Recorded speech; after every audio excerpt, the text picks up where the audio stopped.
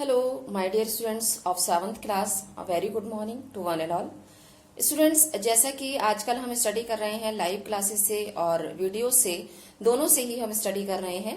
तो आज मैं आपको 7th क्लास आमोदिनी की बुक से चैप्टर नंबर 4 कराऊंगी इस वीडियो में। बच्चों, लाइव क्लासेस में हमारा ये चैप्टर नंबर 4 कंप्लीट हो चुका है और आज आमोदिनी की बुक का ही हम चैप्टर नंबर 4 स्टडी करेंगे इस वीडियो क्लास में। तो 3 चैप्टर्स हमारे स्टूडेंट्स कंप्लीट हो चुके हैं और आज हम करेंगे चैप्टर नंबर 4 जिसका नाम है लता मंगेशकर। तो चलिए पढ़ते हैं चैप्टर नंबर 4 लता मंगेशकर।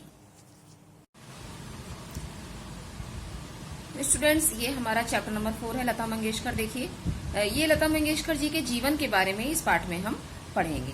लता मंगेशकर जी ने कब से अपनी गायकी शुरू की, किससे उन्होंने गायकी की शिक्षा ली, यही सब कुछ इस चैप्टर में बताया गया है। देखिए, यहाँ पर ये एक थॉट दिया गया है कि कला में व्यक्ति खुद को उजागर दिया करता है, कला व्यक्ति को नहीं।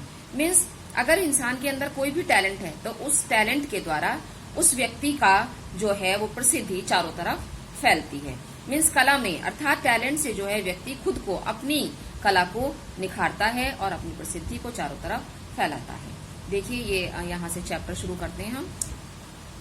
लता मंगेशकर भारत की सम्मानित मशहूर पार्श्व गायिका हैं, जिनकी आवाज ने 6 दशकों से भी अधिक संगीत की दुनिया में सुरों से नवाजा है। भारत की स्वर कोकिला लता मंगेशकर ने 20 भाषाओं में हजारों गाने गाए हैं। मीन्स 6 दशकों से भी अधिक। 10 वर्ष का एक दशक होता है बच्चों, तो 6 दशकों से भी अधिक अर्थात 60 वर्षों से भी अधिक इन्होंने संगीत की दुनिया को अपने सुरों से अर्थात अपनी गायकी से सम्मानित किया है और उसको नवाजा है। भारत की स्वर कोकिला भारत की हमारे यहाँ लता मंगेशकर जी को कहते हैं, क्योंकि इन्होंने अपने सुरों से संगीत की दुनिया को बहुत ही बुलंदियों तक पहुंचाया है। लता मंगेशकर ने 20 भाषाओं में हजारों गाने गाए हैं। 20 भाषाओं अर्थात 20 लैंग्वेजेस में इन्होंने गाने अपने गाए हैं। उनकी आवाज सुनकर कभी किसी की आंखों में आंसू आए तो कभी सीमा पर खड़े जवानों को सहारा मिला। लता जी ने स्वयं को पूर्णतः संगीत को समर्पित कर रखा है। लता मंगेशकर जैसी शख्सियतें विरले ही जन्म लेती हैं, अर्थात लता मंगेशकर जी ने अपना पूरा जीवन संगीत के प्रति समर्पित कर दिया। और लता मंगेशकर जैसी शख्सियतें अर्थात लता मंगेशकर जैसी पर्सनैलिटी विरले, बहुत ही दुर्लभ होती हैं। ऐसे लोग रोज रोज जन्म नहीं लेते। जीवन परिचय, अब इनके जीवन के बारे में यहाँ बताया गया है। लता दीनानाथ मंगेशकर का जन्म इंदौर मध्य प्रदेश में 28 सितंबर 1929 को हुआ था। लता मंगेशकर जी के पिता का नाम दीनानाथ मंगेशकर था, तो यहाँ इनके नाम के आगे भी दीनानाथ मंगेशकर लगा हुआ है। इनका जन्म 28 सितंबर 1929 को हुआ था इंदौर में, मध्य प्रदेश के इंदौर नामक स्थान पर। लता मंगेशकर का नाम विश्व में सबसे जाने माने लोगों में लिया जाता है, अर्थात विश्व पूरे ऑल ओवर द वर्ल्ड इनका नाम जो है वो बहुत ही जाने माने लोगों के साथ, जो फेमस पर्सनैलिटीज हैं उनके साथ इनका नाम भी लिया जाता है। लता मंगेशकर के पिता दीनानाथ मंगेशकर एक कुशल रंगमंचीय गायक थे। रंगमंचीय मीन्स स्टेज पर गाने वाले। तो वो इनके पिता जो थे वो स्टेज पर अपनी गायकी का अभिनय करते थे। दीनानाथ जी ने लता को तब से संगीत सिखाना शुरू किया जब से 5 साल की थी, अर्थात लता मंगेशकर जी ने 5 साल की उम्र से ही संगीत को सीखना शुरू कर दिया था और ये शिक्षा उनके पिता ने इनको दी थी। उनके साथ उनकी बहनें आशा, उषा, मीना भी सीखा करती थी, अर्थात लता मंगेशकर जी की 3 बहनें और थीं जो इनके साथ संगीत की शिक्षा लिया करती थी। लता अमान अली खान साहिब और बाद में अमानत खान के साथ भी पढ़ी, अर्थात अमान अली खान और अमानत खान जो संगीत में ही एक बहुत प्रसिद्ध पर्सनैलिटीज थे, उनके साथ इन्होंने अध्ययन किया। लता मंगेशकर हमेशा से ही ईश्वर के द्वारा दी गई सुरीली आवाज, जानदार अभिव्यक्ति व बात को बहुत जल्द समझ लेने वाली अविश्वसनीय क्षमता का उदाहरण रही हैं। इनकी विशेषताओं के कारण इनकी इस प्रतिभा को बहुत जल्दी ही पहचान मिल गई थी, अर्थात इनकी गायकी को बहुत जल्दी ही पहचान मिल गई थी क्योंकि इनका इंटरेस्ट था सिंगिंग में। तो इन्होंने बहुत छोटी सी उम्र से ही प्रारंभ कर दिया था गाना। इनकी विशेषताओं के कारण उनकी इस प्रतिभा को बहुत जल्द ही पहचान मिल गई थी। 5 वर्ष की छोटी आयु में ही उनको पहली बार एक नाटक में अभिनय करने का अवसर मिला। शुरुआत अवश्य अभिनय से हुई। किंतु उनकी दिलचस्पी तो संगीत में ही थी। अर्थात 5 वर्ष की उम्र में ही उन्हें जो है ये संगीत अभिनय करने का मौका मिला, स्टेज प्रोग्राम करने का मौका मिला। 1942 ईस्वी में हृदय गति के रुक जाने से इनके पिता का देहांत हो गया। 13 वर्ष की अल्पायु में ही लता जी को परिवार की सारी जिम्मेदारियां अपने नाजुक कंधों पर उठानी पड़ी। अर्थात 1942 में इनके पिता दीनानाथ मंगेशकर जी का हृदय गति अर्थात हार्ट अटैक के कारण निधन हो गया और बहुत ही छोटी उम्र में, अल्पायु में छोटी उम्र में ही सारे परिवार की जिम्मेदारियां लता मंगेशकर जी के कंधों पर आ गईं। अपने परिवार के भरण पोषण के लिए उन्होंने सन 1942 से 1948 के बीच हिंदी व मराठी में लगभग 8 फिल्मों में काम किया।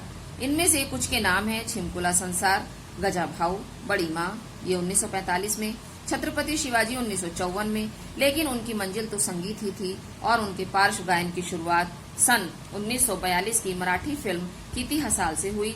दुर्भाग्यवश यह गीत काट दिया गया और फिल्म में शामिल नहीं हुआ। अर्थात इनकी जो शुरुआत हुई वो अभिनय से हुई, मीन्स जो स्टेज पर प्रोग्राम करते हैं उससे हुई, तो लेकिन इनका जो इंटरेस्ट था वो तो संगीत में था, तो इसलिए इन्होंने इस क्षेत्र में कोई अपनी रुचि नहीं दिखाई और अपना जो संगीत की रुचि को बढ़ाया और कहाँ उन्होंने मराठी फिल्म में कीती हसाल में इन्होंने एक गाना गाया, लेकिन दुर्भाग्यवश वो गाना फिल्म में शामिल नहीं हुआ, वो गाना काट दिया गया। चलिए नेक्स्ट पेज पर आते हैं। सफलता की राह कभी भी आसान नहीं होती। लता जी को भी अपना स्थान बनाने में बहुत कठिनाइयों का सामना करना पड़ा। कई संगीतकारों ने तो उनको शुरू में पतली आवाज होने के कारण काम देने से साफ इनकार कर दिया, लेकिन धीरे धीरे अपनी लगन और प्रतिभा के बल पर उनको काम मिलने लगा। अर्थात जब स्टार्टिंग में इन्होंने गाना शुरू किया तो इनकी आवाज बहुत पतली थी, लेकिन सुरीली थी, पर पतली आवाज के कारण लोगों ने इनको काम देने से मना कर दिया। लेकिन फिर भी इन्होंने हिम्मत नहीं हारी, कठिन परिश्रम अपना जारी रखा और धीरे धीरे इन्हें अपने क्षेत्र में प्रतिभा मिलने लगी। संगीत में पहला कदम इन्होंने रखा। 1942 में पहली बार पार्श्व गायन का अनुभव किया। 1943 में पहला हिंदी गाना गाया और 1947 में हिंदी फिल्मों में पार्श्व गायन के रूप में पहला गीत गाया। अर्थात इन ईयर्स में इन्होंने इस चीज का पहला अनुभव प्राप्त किया। पहला हिंदी गाना इन्होंने गाया था 1943 में, 1943 में। नाम गुम जाएगा, चेहरा ये बदल जाएगा, मेरी आवाज ही पहचान है, घर याद रहे। तो ये गाना इनका बहुत ही फेमस गाना है बच्चों, और ऐसा लगता है कि इस गाने में लता मंगेशकर जी ने अपना अस्तित्व झलकता है उनका, कि नाम गुम जाएगा, एक दिन नाम खत्म हो जाएगा, चेहरा ये बदल जाएगा, अर्थात मृत्यु के बाद चेहरा बदल जाता है, पता नहीं कौन किस रूप में जन्म लेता है, लेकिन मेरी आवाज ही पहचान है, लेकिन मेरी आवाज के द्वारा लोग मुझे याद रखेंगे। तो ये लता मंगेशकर जी का गाना था, बहुत ही पॉपुलर गाना है, बहुत ही मेलोडियस गाना है। यह गीत लोग कभी भूल नहीं सकते और लता जी का व्यक्तित्व भी इस गीत में झलकता है कि भले ही नाम गुम जाए, चेहरा बदल जाए, पर उनकी आवाज कोई नहीं भूलेगा। लता जी की अद्भुत कामयाबी ने उनको फिल्मी जगत की सबसे मजबूत महिला बना दिया। लता जी को सर्वाधिक गीत रिकॉर्ड करने का भी गौरव प्राप्त है। इन्होंने फिल्मी जगत में सबसे अधिक गाने गाए हैं। फिल्मी गीतों के अतिरिक्त उन्होंने गैर फिल्मी गीत भी बहुत खूबी के साथ गाए हैं, अर्थात नॉन फिल्मी सॉन्ग भी इन्होंने गाए हैं। लता जी की प्रतिभा को पहचान मिली सन 1947 में, जब फिल्म उनकी सेवा में उन्हें एक गीत गाने का मौका मिला। आपकी सेवा में एक फिल्म थी, उसमें इनको गीत गाने का मौका मिला। इस गीत के बाद उन्हें फिल्म जगत में एक पहचान मिल गई और फिर एक के बाद एक गीत गाने का मौका मिला। इनमें से कुछ प्रसिद्ध गीतों का उल्लेख करना यहाँ अप्रासंगिक न होगा, जिसे उनका प्रसिद्ध गीत कहा जाता है। पहला प्रसिद्ध गीत था ये उनका, जिसके कारण उनको पहचान मिली थी। वह 1949 में गाया आएगा आने वाला, जिसके बाद उनके प्रशंसकों की संख्या दिनों दिन बढ़ने लगी। इस बीच उन्होंने उस समय के सभी प्रसिद्ध संगीतकारों के साथ काम किया। अनिल विश्वास, सलिल चौधरी, शंकर जयकिशन, S.D. बर्मन, R.D. बर्मन, नौशाद, मदन मोहन, श्री रामचंद्र इत्यादि सभी संगीतकारों ने इनकी प्रतिभा का लोहा माना। ये जो कुछ प्रसिद्ध संगीतकारों के नाम दिए गए हैं यहाँ, तो इनके साथ इनको काम करने का मौका मिला। लता जी ने 2 आंखें 12 हाथ, 2 बीघा जमीन, मदर इंडिया, मुगले आजम आदि महान फिल्मों में गाने गाए हैं। बच्चों, ये बहुत ही प्रसिद्ध मूवीज रही हैं अपने समय की, और इन फिल्मों में लता मंगेशकर जी को गाना गाने का मौका मिला। आपने अपनी आवाज के जादू से महल, बरसात, एक थी लड़की, बड़ी बहन आदि फिल्मों की लोकप्रियता में 4 चांद लगाए, अर्थात फिल्म की खूबसूरती को इन्होंने बढ़ाया अपनी आवाज देकर।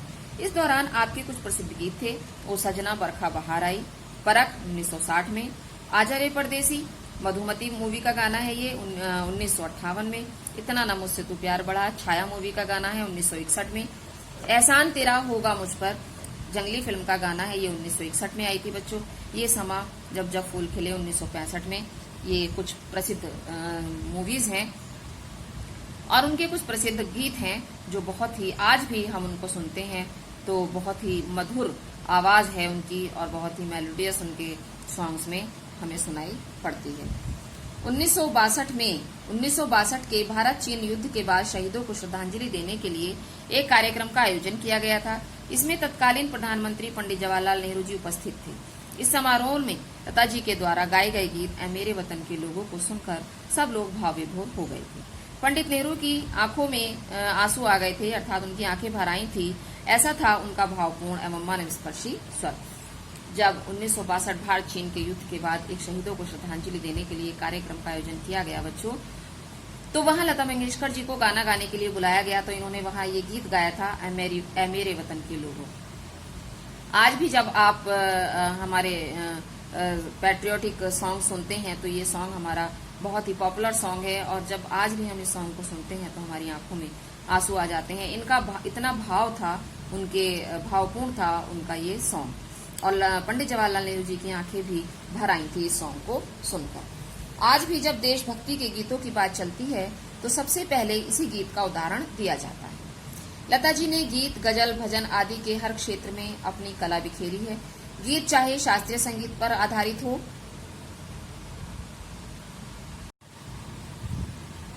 या पाश्चात्य धुन पर आधारित हो या फिर लोक धुन की खुशबू में रचा बसा हो, हर गीत को लता जी ने अपनी आवाज के जादू से एक ऐसे संगीत के रूप में पेश किया है कि सुनने वाला मंत्रमुग्ध हो जाता है। सांगीतिक उपलब्धियों के लिए लता जी को अनेक पुरस्कारों से नवाजा गया। संगीत जगत में अविस्मरणीय योगदान के लिए लता जी को मिले कुछ पुरस्कार के नाम निम्नलिखित हैं। ये कुछ पुरस्कार हैं बच्चों जो इनको दिए गए हैं संगीत के क्षेत्र में। देखिए कौन कौन से पुरस्कार हैं। फिल्म फेयर पुरस्कार उनको मिला 1958 में, 1962 में, 1965 में, 1969 में, 1993 में और 1994 में। ये राष्ट्रीय पुरस्कार है, ये इन ईयर्स में दिए गए इनको। महाराष्ट्र सरकार पुरस्कार इन ईयर्स में दिए गए। लाइफ टाइम अचीवमेंट पुरस्कार ये आपको देखिए ये इतने बार इनको मिला है। सन 1989 में उन्हें फिल्म जगत का सर्वोच्च सम्मान दादा साहब फाल्के पुरस्कार दिया गया। ये बच्चों फिल्मी जगत का सबसे बड़ा पुरस्कार होता है दादा साहब फाल्के पुरस्कार, जो इनको दिया गया 1989 में। 1997 में महाराष्ट्र भूषण सरकार से सम्मानित किया गया। पद्म भूषण इनको 1969 और पद्म विभूषण 1999 और भारत रत्न इनको मिला 2001 में। लता मंगेशकर जी को पहली बार सबसे बड़ा मौका फिल्म महल में मिला, जिसका सॉन्ग मैंने अभी पीछे भी जिक्र किया था, आएगा आने वाला। बहुत प्रसिद्ध हुआ था। लता मंगेशकर जी की एकमात्र ऐसी जीवित व्यक्ति हैं जिसके नाम से पुरस्कार दिए जाते हैं। लता मंगेशकर जी के नाम से पुरस्कार दिए जाते हैं संगीत जगत में, और वे पहली ही ऐसी एकमात्र व्यक्ति हैं जिसके नाम जीवित होने पर जिसके नाम से पुरस्कार दिए जाते हैं। लता मंगेशकर जी अभी भी रिकॉर्डिंग के लिए जाने से पहले अपने कमरे के बाहर अपनी चप्पलें उतारती हैं और हमेशा नंगे पांव गाना गाती हैं। लता मंगेशकर ने अनंत गान बैनर तले फिल्मों का निर्माण किया और संगीत भी दिया। लता जी को संगीत के अलावा खाना पकाने और फोटो खींचने का भी शौक है, अर्थात ये लता मंगेशकर जी की हॉबीज हैं, जिसमें क्या है कि वो फोटो खींचने का उन्हें बहुत शौक है और खाना बनाने का भी उनको बहुत शौक है। तो बच्चों इस पाठ में हमने लता मंगेशकर जी के बारे में पढ़ा और अब हम इसके क्वेश्चन आंसर्स करेंगे, एक्सरसाइज करेंगे। देखिए यहाँ पर एक ये छोटा सा मोरल वैल्यू दी गई है यहाँ कि कठिन परिश्रम, एकाग्रता और दृढ़ निश्चय से कुछ भी संभव है। अर्थात अगर हमारे अंदर लगन है, कठिन परिश्रम हम करते हैं, कंसंट्रेशन है, डिटर्मिनेशन है तो हमारे लिए कुछ भी असंभव नहीं होता। यही सब कुछ कर दिखाया था लता मंगेशकर जी ने। स्टार्टिंग में उनको कुछ लोगों ने काम नहीं दिया और लेकिन वो इस बात से बिल्कुल भी विचलित नहीं हुई। उन्होंने अपना परिश्रम जारी रखा, अपनी लगन से अपने कार्य को आगे बढ़ाया और एक दिन आज ऐसा है कि पूरे भारत में ही नहीं पूरे विश्व में लता मंगेशकर जी को जाना जाता है। तो ये हमारे शब्दार्थ हैं बच्चों, जैसा कि मैंने पहले भी आपको बताया है कई बार कि ये आप कॉपी में नहीं लिखेंगे, आप बुक से ही लर्न करेंगे। आपके एग्जाम्स में शब्दार्थ आते हैं, आपको ये साथ साथ लर्न करके चलना है। तो नेक्स्ट चैप्टर नेक्स्ट पेज आपकी एक्सरसाइज का है। आते हैं नेक्स्ट पेज पर। तो ये देखिए एक्सरसाइज नंबर हमारी है ये 2। सही उत्तर पर सही का निशान लगाइए। क्वेश्चन आंसर्स मैं भी आपको बाद में दूंगी। लता जी का जन्म कहाँ हुआ था? मुंबई, इंदौर या भोपाल? तो इनका जन्म हुआ था इंदौर में। लता जी का पहला प्रसिद्ध गीत कौन सा था? इनका पहला प्रसिद्ध गीत था आएगा आने वाला। लता जी को भारत रत्न से कब सम्मानित किया गया? इनको 2001 में भारत रत्न से सम्मानित किया गया था। लता जी ने किस बैनर के तले फिल्म का निर्माण किया था? लता जी ने आनंदगान बैनर की तरह के तले इन्होंने अपना फिल्मों का निर्माण किया था। ये हमारी एक्सरसाइज है, सही और गलत का निशान लगाना है। लता जी ने 18 भाषाओं में 25,000 गाने गाए हैं, तो ये गलत है। 20 भाषाओं में इन्होंने गाने गाए हैं। लता जी की 4 बहनें थी, नहीं बच्चों, लता जी की 3 बहनें थी। तो बच्चों प्लीज पे योर अटेंशन कि 7th B क्लास को मैंने जब लाइव क्लास में ये कराया था, ये वाली एक्सरसाइज 7th B क्लास के बच्चों को, तो यहाँ बाई मिस्टेक टिक हो गया था। लता जी की 4 बहनें थी, नहीं लता जी की 3 बहनें थी। ये कंफ्यूजन था कि मुझे उस समय हो गया था कि लता जी 4 बहनें थी, तो मैंने ये टिक कर दिया था, लेकिन लता जी की 3 बहनें थी, लता जी को मिलाकर वो 4 बहनें थी। ठीक है, तो ये आप करेक्ट कर लीजिएगा 7th B class students specially. 1942 में लता जी के पिताजी का देहांत हो गया था, तो ये सही है। लता जी के पार्श्व गायन की शुरुआत कीर्ति हसाल से हुई थी, ये भी सही है। 1967 में लता जी को पद्म भूषण से सम्मानित किया गया था, ये बच्चों गलत है।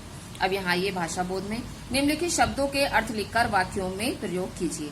तो बच्चों ये देखिए अविश्वसनीय, तो ये मैंने इसका अर्थ लिख दिया है। ये आपको वाक्य का प्रयोग आपको घर से करना है होमवर्क में। आप घर पे अपने आप से करेंगे, कुछ भी वाक्य आप बना सकते हैं, बस सही होना चाहिए। अविश्वसनीय, विश्वास न करने योग्य। अप्रासंगिक, प्रसंग से हटकर। अभिव्यक्ति, प्रस्तुत करना। मर्मस्पर्शी, हृदय को छूने वाला। सर्वोच्च, सर्वश्रेष्ठ। निम्नलिखित शब्दों के 2-2 पर्यायवाची शब्द लिखिए। अब देखिए यहाँ इनके 2-2 पर्यायवाची शब्द आपको लिखने हैं। सर्वोच्च में आप सबसे ऊंचा भी कर सकते हैं, सर्वोच्च में सबसे ऊंचा या सर्वश्रेष्ठ, कुछ भी आप कर सकते हैं। मैं लिख देती हूँ यहाँ आपको।